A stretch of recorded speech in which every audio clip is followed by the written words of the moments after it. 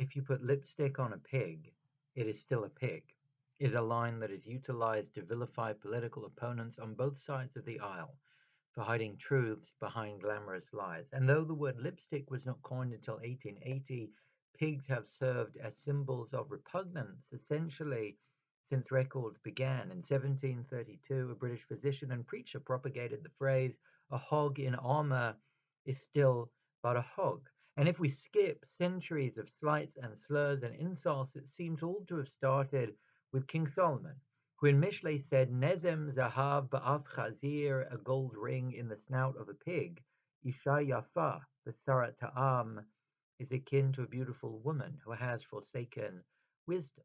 And beyond the world of simile, swine was deemed malign by the rabbis, sometimes simply calling them davar acher, that other thing, and even cursing those who rear them, saying, Arur hamagadel chazirim, cursed are the rearers of pig.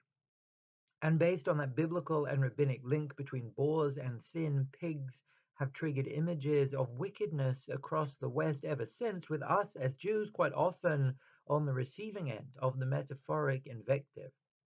For example, in medieval Spain, Jews hiding their faith were called pigs, or as we know in Spanish, marranos. And in German lands, the church cultivated libelous legends about Jews being linked to pigs, so much so that public buildings were adorned with scatological images of Jews suckling on a sow, leading to the widespread motif of iconography called the Judensow, which is the subject of an entire book by Isaiah Shachar.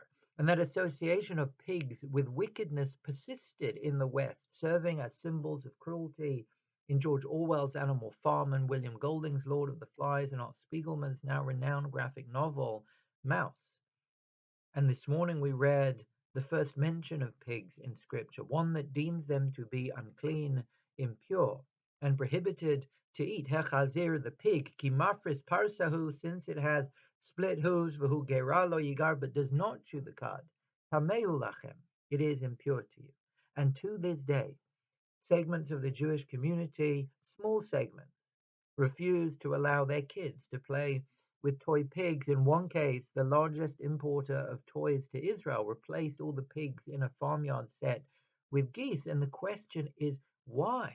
What is more repulsive about pigs than any other non kosher animal? Because strictly speaking, eating pig is no worse than eating dog or horse or hippo.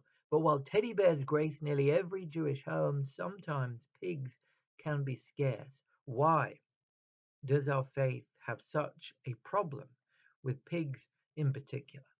Now, perhaps the greatest Jewish thinker of his time, if not of all time, the author, leader, philosopher, and physician Maimonides, has a clear sense of why pigs are prohibited and have come to signify sin.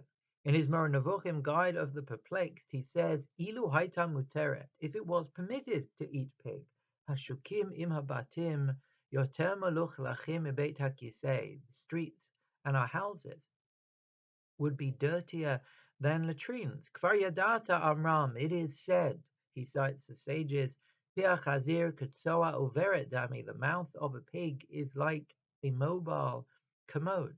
So for Maimonides, the problem with pigs in particular is their unsanitary, almost septic character. They roll in the mud and they wade in the mud and they wear dirt and dung on their skin. So we, for the purposes of keeping our streets and our cities clean, cannot eat or rear swine.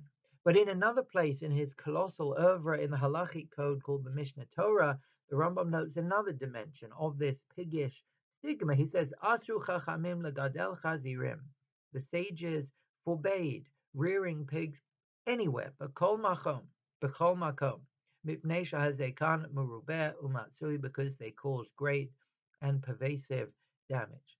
Though bulls can gore and dogs can bite, pigs are the gangsters of the animal world. They eat anything and ruin everything, and for the sages at least, more than any species on earth, they transmit disease to human beings. In their words, to Damyan Mainahu, their innards are most similar to ours, a fact borne out by contemporary medical research. So for the Rambam, pigs are particularly prohibited due to their peculiar predilection for dirt and destruction and their predisposition to leave our streets filled with filth and our cities in a state of ruin. Pigs are, for Maimonides, the most antisocial of animals, and it is this propensity that earns them our animosity and has turned them into a symbol of sin.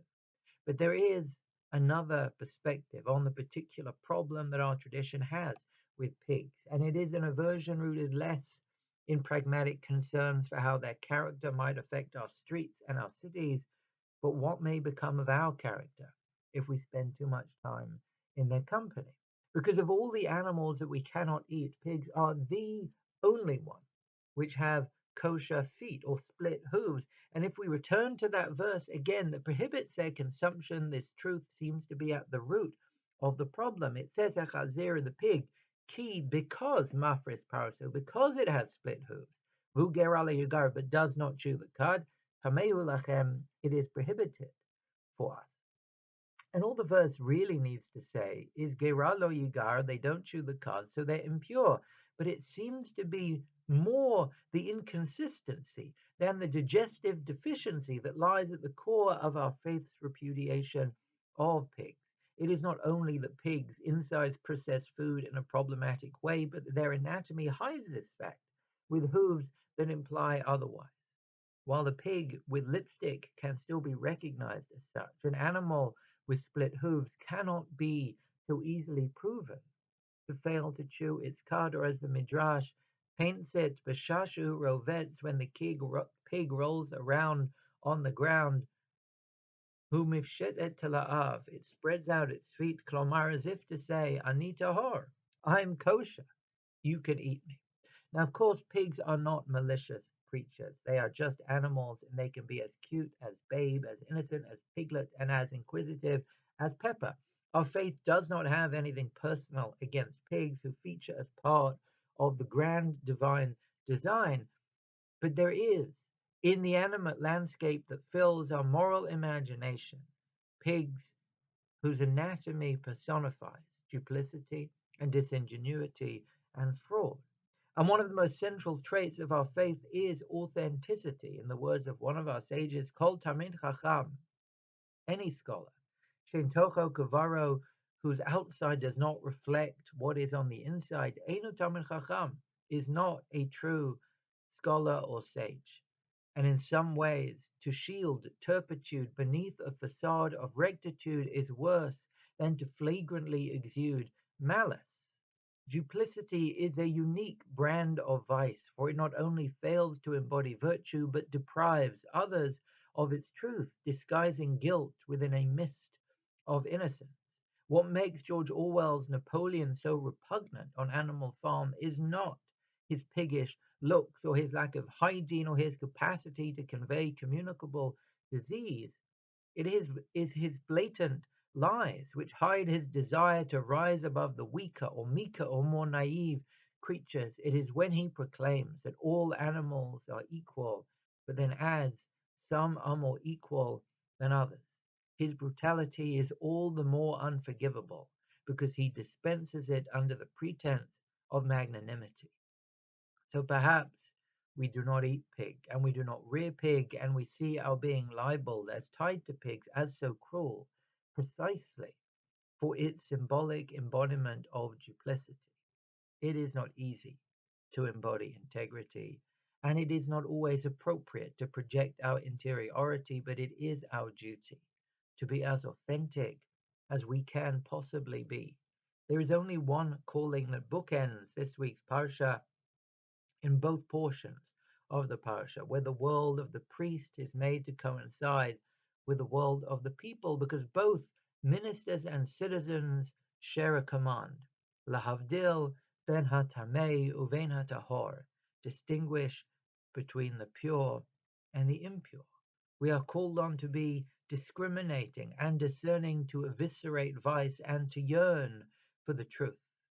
So may we all find ways, not just to project compassion and devotion and care, but to feel them in our hearts, to feel them in our souls, to feel them in our every breath.